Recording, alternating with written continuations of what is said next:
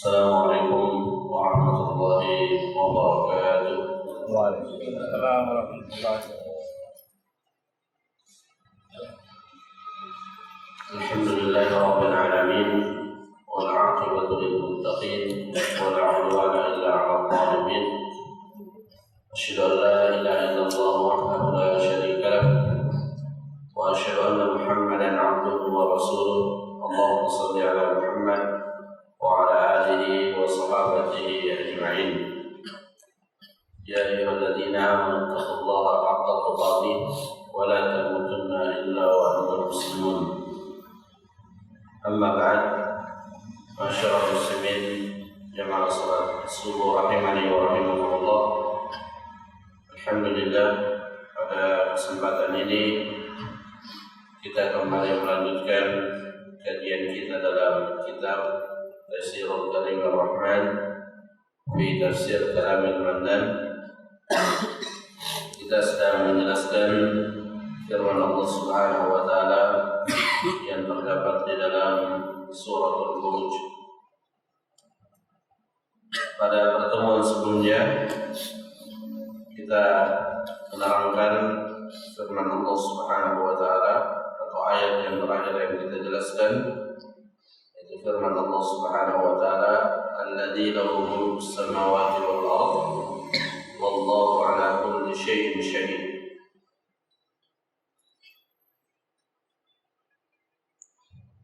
Alladzi lahu mulkus samawati wal ardh, yang memiliki dan menguasai langit dan bumi, dan Allah Subhanahu wa taala terhadap segala sesuatu menyaksikan dan melihatnya.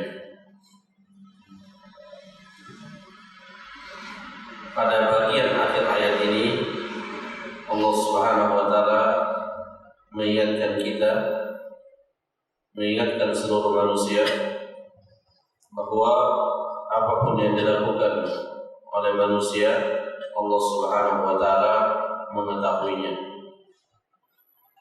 Dan inilah makna yang sering terulang dalam beberapa ayat Al-Quran, yaitu firman Allah Subhanahu wa taala, "Wa huwa ma'akum aina ma kuntum." Dan Allah bersama kalian di mana saja kalian berada.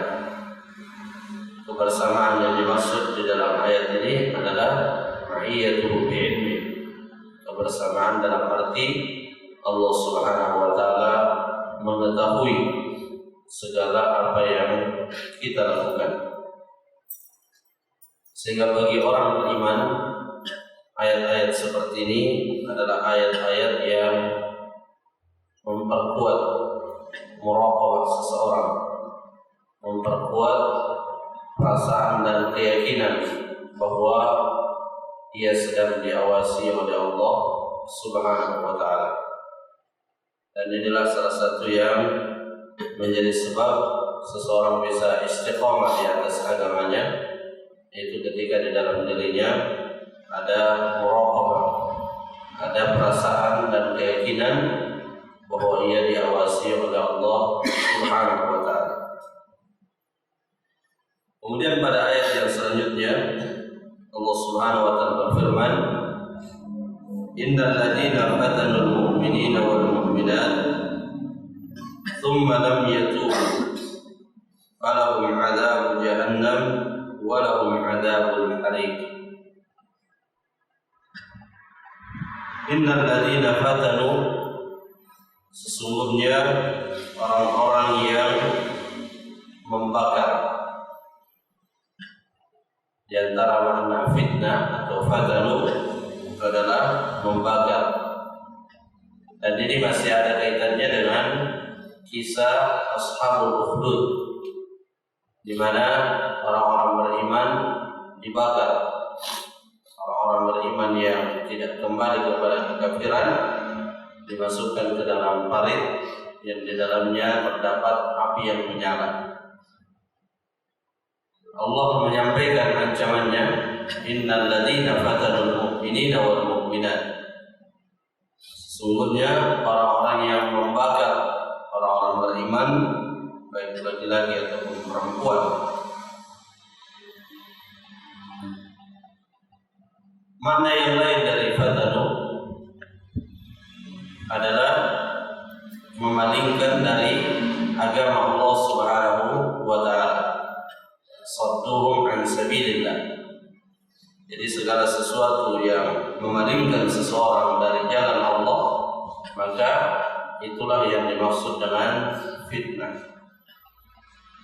Itulah makna fitnah yang paling umum dan menyeluruh.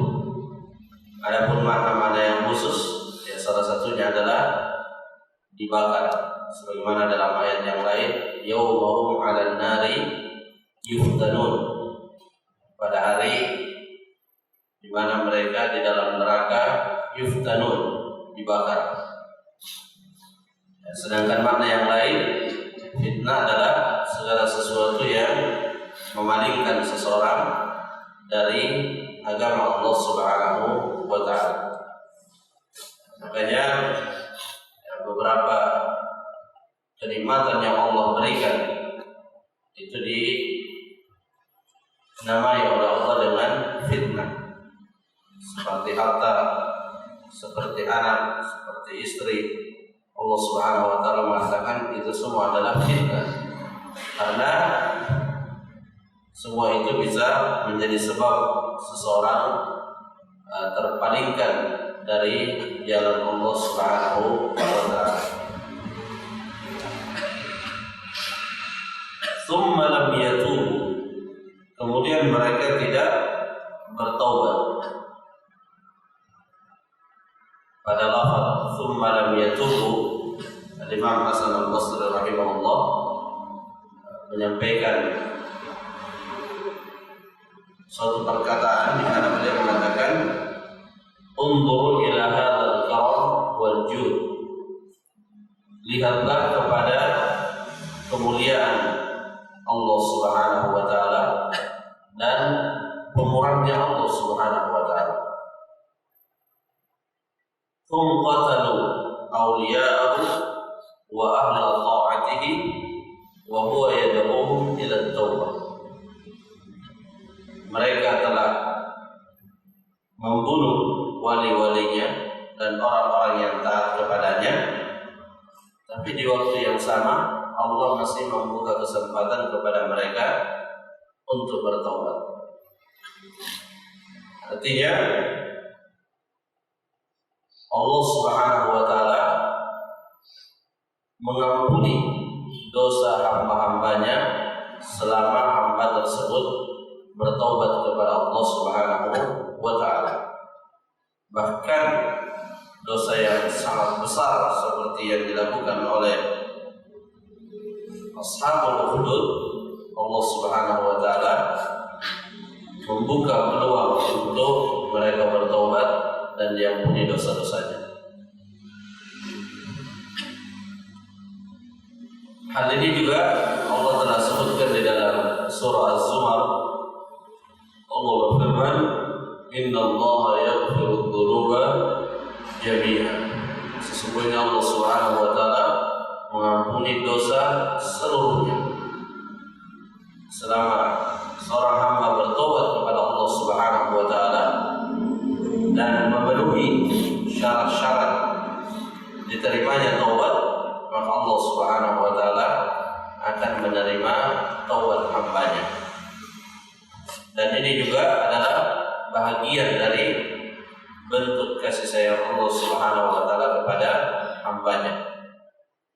Di dalam Sahih Bukhari, dalam hadis qudsi, Allah Subhanahu wa taala juga berfirman, "Inna rahmati sabaqat ghadabi." Sesungguhnya rahmatku mengalahkan kemurkaanku. Maksudnya, ketika seorang hamba melakukan perbuatan-perbuatan yang menyebabkan ia dimurkai oleh Allah Subhanahu wa taala, namun pada akhirnya ia bertobat, maka Allah Subhanahu wa taala tidak memurkainya dan lebih memilih untuk menerima taubatnya sebagai bentuk rahmat dan kasih sayang kepadanya. Adapun syarat-syarat bertobat disebutkan oleh para ulama, yang pertama adalah menyesal atas dosa yang pernah diperbuat. Kemudian yang kedua, meninggalkan. Jadi ketika menyesal tapi tidak meninggalkan, maka itu belum dikatakan bertobat. Atau sebaliknya, dia tinggalkan tapi tidak menyesal, bahkan merencanakan untuk melakukan kembali, itu juga bukan taubat. Jadi taubat menyesal, kemudian meninggalkan dosa yang telah disesalinya, dan yang ketiga berazam untuk tidak kembali kepada dosa yang sama. Kemudian jika dosa itu terkait dengan hak sesama manusia, seperti mencuri atau merampas hak orang lain, maka syarat yang keempatnya adalah mengembalikan atau meminta kehalalan atau meminta maaf kepada orang yang telah dizaliminya. Kemudian syarat yang lain juga, dia melakukan atau dia bertobat kepada Allah Subhanahu wa taala di saat masih diterimanya tobat, atau di waktu yang Allah Subhanahu wa taala masih menerima tobat seseorang. Karena ada waktu di mana Allah Subhanahu wa taala tidak lagi menerima tobat hambanya. Ketika nafas telah sampai di tenggorokan, maka Allah tidak lagi menerima tobat seseorang. Dan Allah telah membuktikan hal itu kepada Fir'aun, di mana Fir'aun menjelang wafatnya sempat juga mengatakan kami beriman kepada Tuhannya Musa dan Harun, tapi ucapan itu sudah terlambat karena ia terucapkan di saat nafasnya telah sampai di tenggorokan. Kemudian taubat juga sudah tidak diterima ketika matahari terbit dari sebelah barat.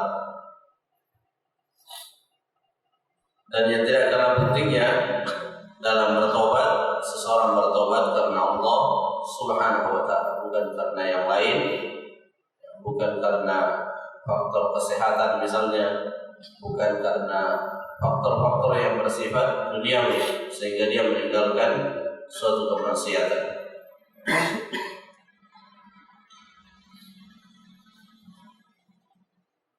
Falahum adzab jahannam wa lahum adzabul hariq.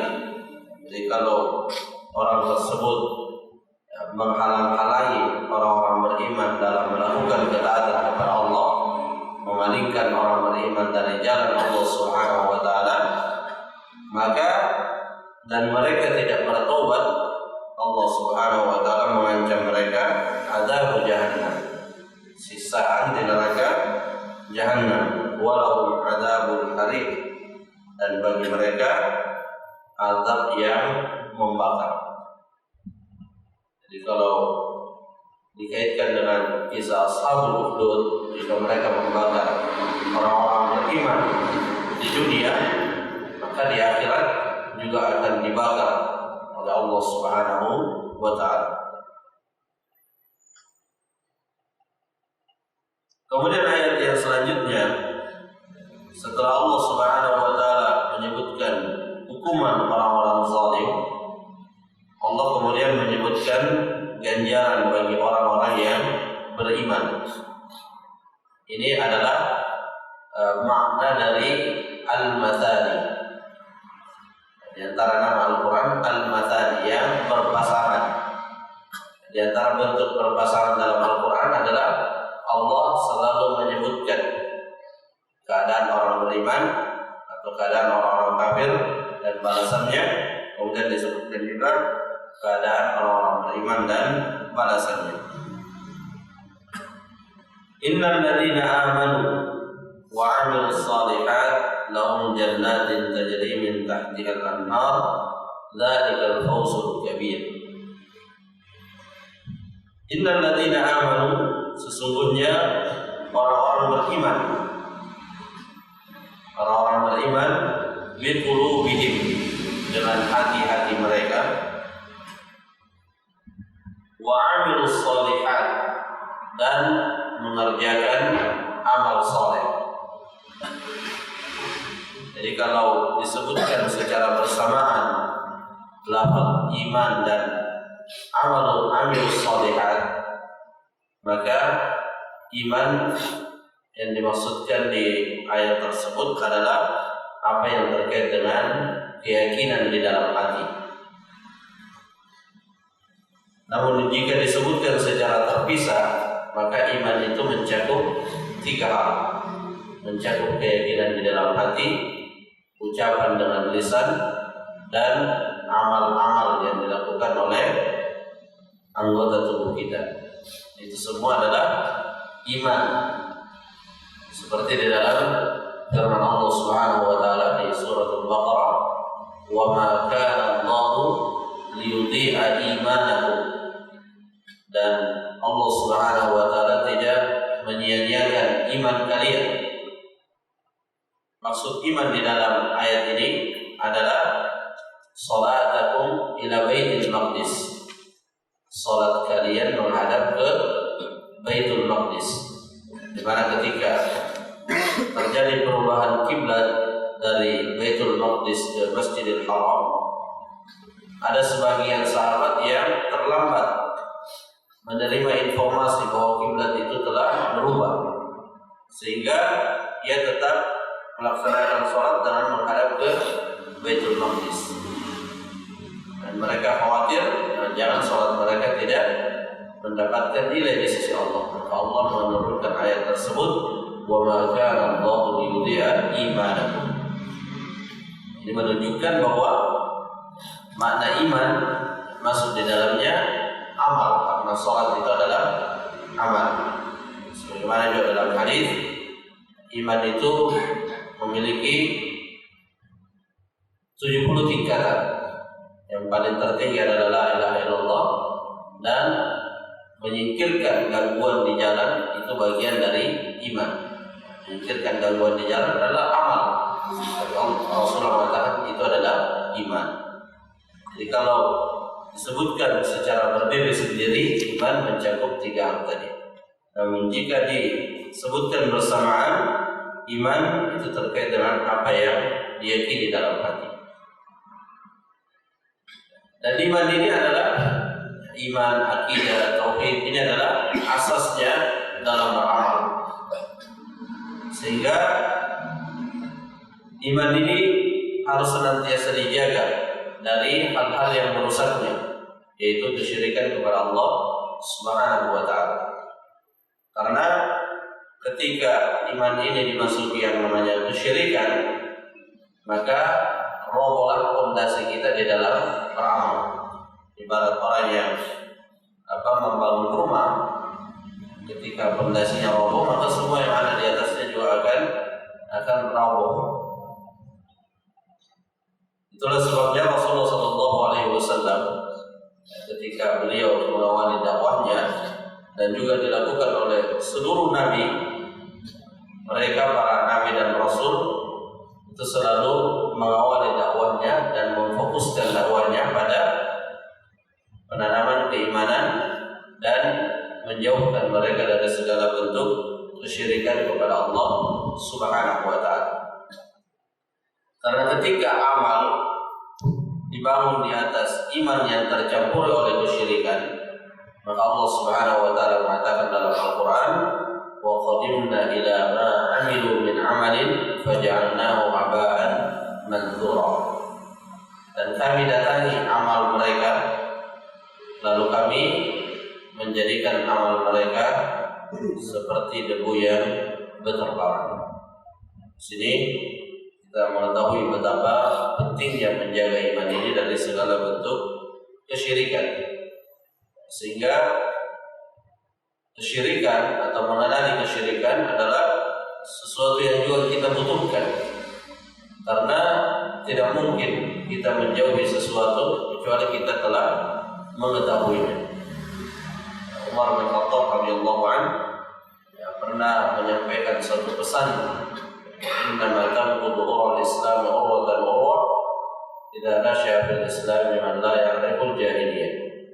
Sesungguhnya sikap Islam itu akan terlepas satu demi satu jika tumbuh di dalam umat ini satu generasi yang tidak mengetahui kejahiliaan.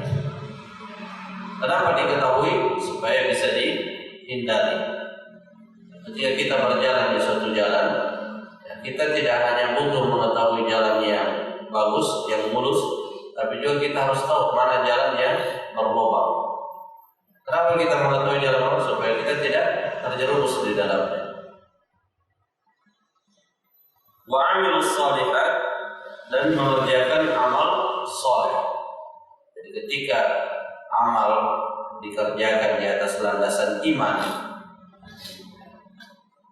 yakin bahwa amal yang kita lakukan itu adalah perintah Allah Subhanahu wa taala. Wa 'amilus shalihati bi jawarihim.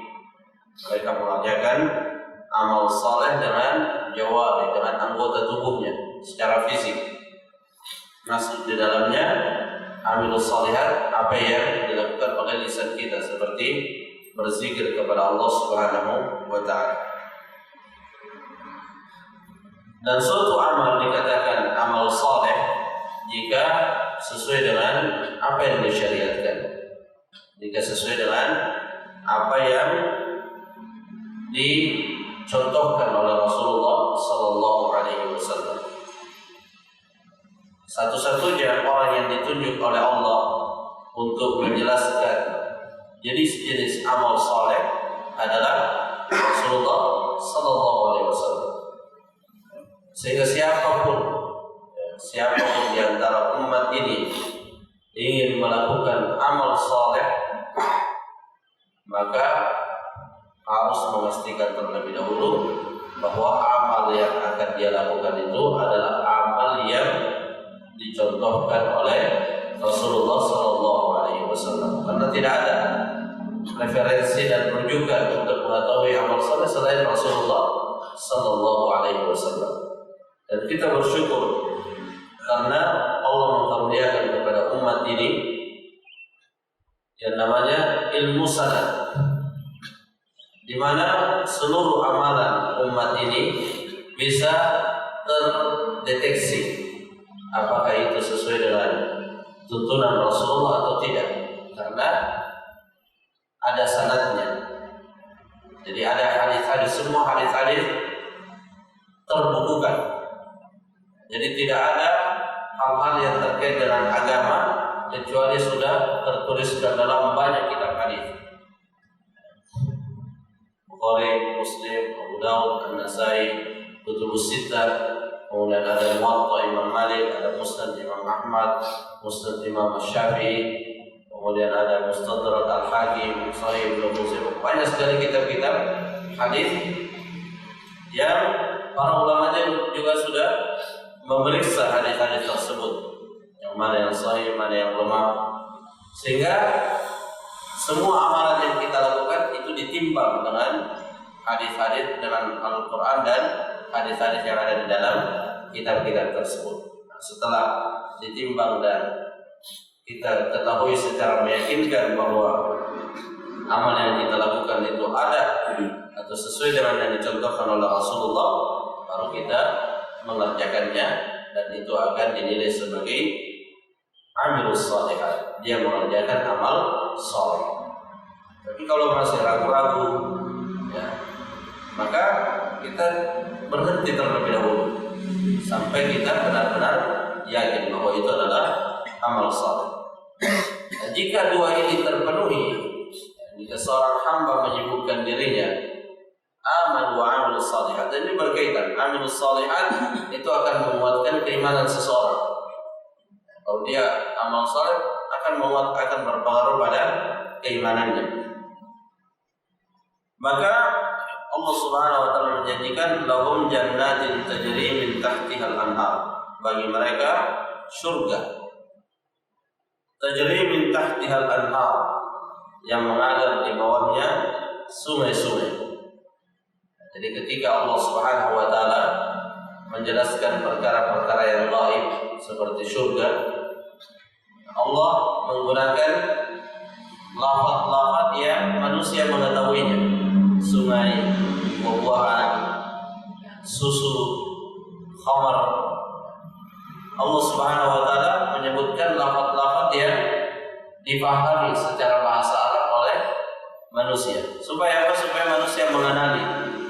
Supaya manusia mengenali kenikmatan surga tersebut. Sebagaimana juga ketika Allah Subhanahu wa taala menyebutkan tentang sifat-sifatnya, Allah menyebutkan sifat-sifatnya yang manusia memahami lafaz dari sifat-sifat itu, sehingga kita bisa mengenalinya dan meyakini bahwa apa yang disebutkan itu jauh lebih sempurna dari apa yang kita kenali. Jadi ketika dikatakan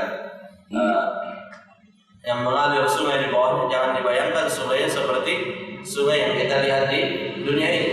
Sungai yang kata Rasulullah dalam hadis lain, "Ma la 'ainun ra'at wa la udhunun sami'at wa la khatar 'ala qalbil bashar." Kenikmatan yang belum pernah dilihat oleh manusia, yang belum pernah didengar, bahkan terbesit saja belum pernah. Artinya kenikmatan yang sempurna. Sama juga dengan sifat Allah. Ketika disebutkan sifat Allah dan secara lafaz sama dengan sifat manusia, itu tidak sama secara hakikat. Karena sifat Allah adalah sifat yang sempurna. Tapi Allah Subhanahu wa taala menyebutkannya dengan nama yang sama supaya kita bisa mengenal Allah Subhanahu wa taala. Tapi bayangkan kalau Allah mensifati dirinya dengan sesuatu yang tidak kita ketahui. Misalnya Allah mengatakan Allah jin, kita tidak bisa mengenal Allah. Kalau Allah mensifati dirinya dengan lafaz-lafaz yang tidak ada maknanya, yang tidak kita ketahui maknanya di dalam bahasa. Lahum jannatin tajri min tahtiha al-anhar, dzalikal fawzul kabir. Itulah kemenangan yang terbesar. Di ayat yang lain Allah mengatakan, "Faman zuhziha 'anil nar wa udkhilal jannah faqad faz." Siapa yang dijauhkan dari neraka dan dimasukkan ke dalam surga, maka dia telah mencapai kemenangan. Inilah kemenangan yang menjadi cita-cita tertinggi kita, yaitu kemenangan dimasukkannya kita ke dalam surga dan dijauhkan dari neraka. Dan rumusnya, kuncinya sangat sederhana sekali dalam ayat ini. Amanu wa amilus shalihat.